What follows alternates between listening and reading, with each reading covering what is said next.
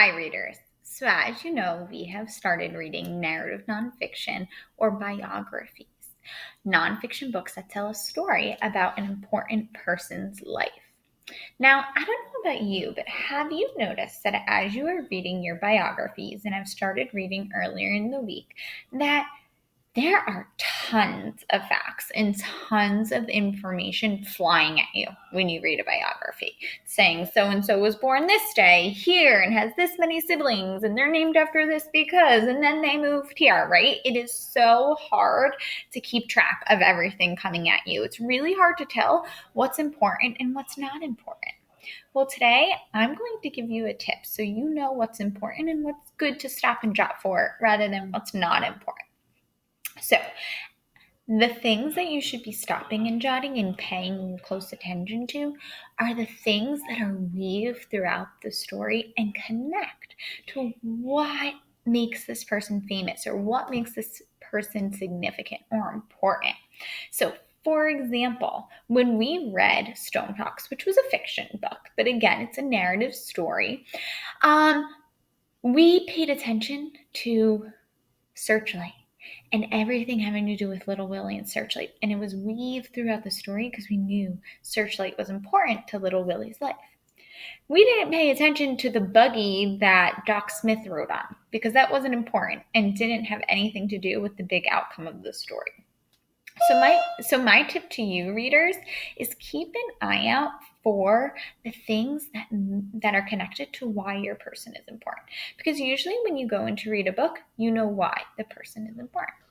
So today I want to teach you that when readers read a true story about a person or an event in history, they usually know from the start why the person or the event is famous. For example, they know LeBron James is famous for basketball. They know the end of the story. This clues readers into the details that will turn out to be important because they relate to the big climatic ending or why the person is famous. So, for example, if this was a book about LeBron James, who is known for being a famous basketball player, and you read early in a chapter that he was the first ever high school student to be featured on the cover of Sports Illustrated, you would know that's really, really important and significant because it connects to him being now one of the world's most famous basketball players. Would it be important exactly the day he was born or how many siblings he has? No, but something connected to his big, important thing that makes him famous, basketball, is important. So we're going to try this work together with our book that we're reading, Who is Malala Yousafzai? And as I'm reading, I want you guys to be on the lookout for events that are important versus not as important.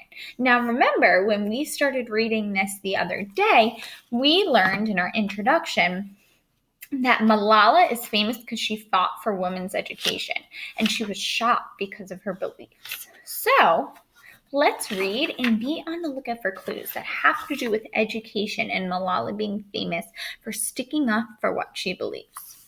So chapter 1, A Girl is Born.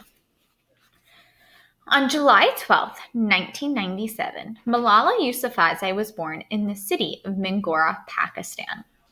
Outside her parents' bedroom, a new day was about to begin. Soon, the city would come alive with horns honking and people calling and playing music. But now it was early.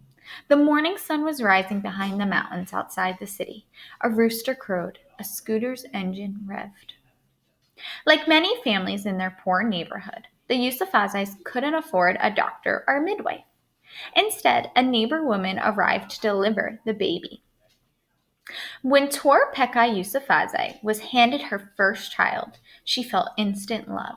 But there was also sadness in her heart. Torpeka knew what was in store for this little girl. Her friends and neighbors in Mingora would not celebrate her birth. If she had been a boy, they would have brought gifts and food and poems. Is your guys' radar up? Are you already thinking, not so important the day she was born and that there was horn talking and it was early in the day? But something is important that already stuck out to me. The mom loves her daughter so much, but she has sadness in her heart because the baby is not a boy. Because it's a girl, nobody came and celebrated the baby.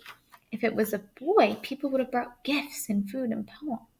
Are you already starting to see that girls aren't treated as equally as boys in this country? Torapekai had grown up in a remote mountain village. Most girls did not go to school. That's probably important, right? However, Torapekai wanted to learn.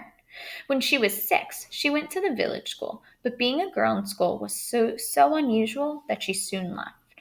In Mangor and many other areas of the Swat Valley, it was uncommon for all children to attend school. The first girls' school was built in the 1920s. High schools and colleges followed. The rulers believed that all children, girls as well as boys, should be educated. Oh, okay, so where they live now in Swat Valley, the people who run it believe everyone should be educated. That's good. Pakistan was proud of the graduates in the Swat area who went on to become teachers, doctors, and other professionals. Malala's father had also grown up in a mountain village.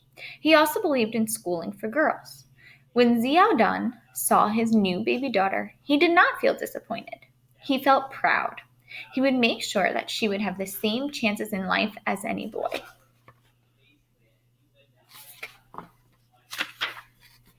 3 years earlier, he had built a private elementary school for boys and girls. He called it the Kushal School. He was the teacher. Ziauddin planned to build more schools, then more and more. A high school for girls, another for boys, until every child in Mangora had a place to learn. Again, this is important, knowing that both her parents, especially her father, believed in an education for everyone, especially girls.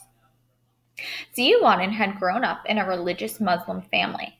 His father was a teacher. He taught Ziauddin that children were sacred and all children needed to learn. He explained that it was important to help others. Ziauddin listened.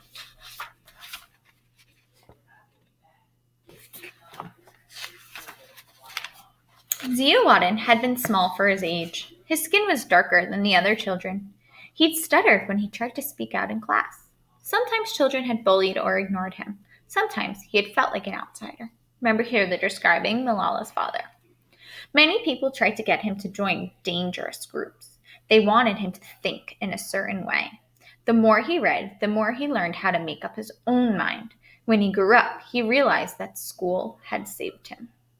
At Malala's birth, Ziauddin looked down at his new daughter and wondered what her name should be. This child must be named for a strong, free woman. Ziauddin studied his family tree. It went back for 300 years. Yet he could not find one girl's name listed.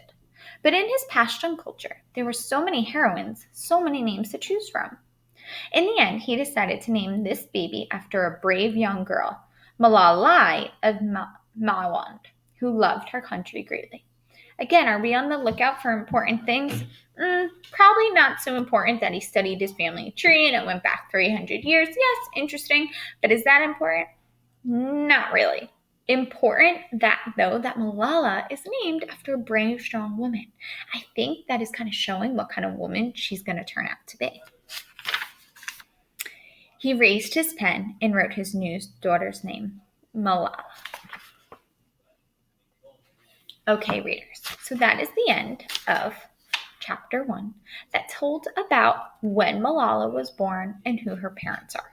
Now, again, let's pull out the important information here. It's not important the exact day she was born, what the weather was like that day. A few important things we learned, though, that probably connect to Malala's larger story. One, that in the area she grew up in, the rulers did believe boys and girls should be educated equally, and that her father especially was a big proponent of this. He even built schools for all children. And that Malala was named after a brave, strong woman. However, a couple other important things we learned too. that some bad people tried to convert the dad, but he knew it was better, and that this area does have a past of girls and boys not being treated equally. That when Malala was born, for example, people did not really care, but if it was a boy, people would have cared.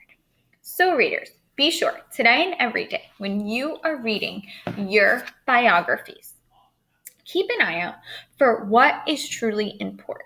And my tip for you is think, what connects to this bigger story? What really connects to why this person is famous or significant?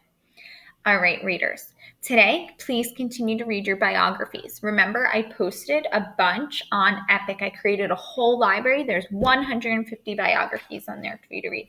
Please comment on the assignment with which biography you choose to read today, even if you're continuing to read one that you started on Monday. But please comment because many of you did not on Monday. All right, readers, off you go.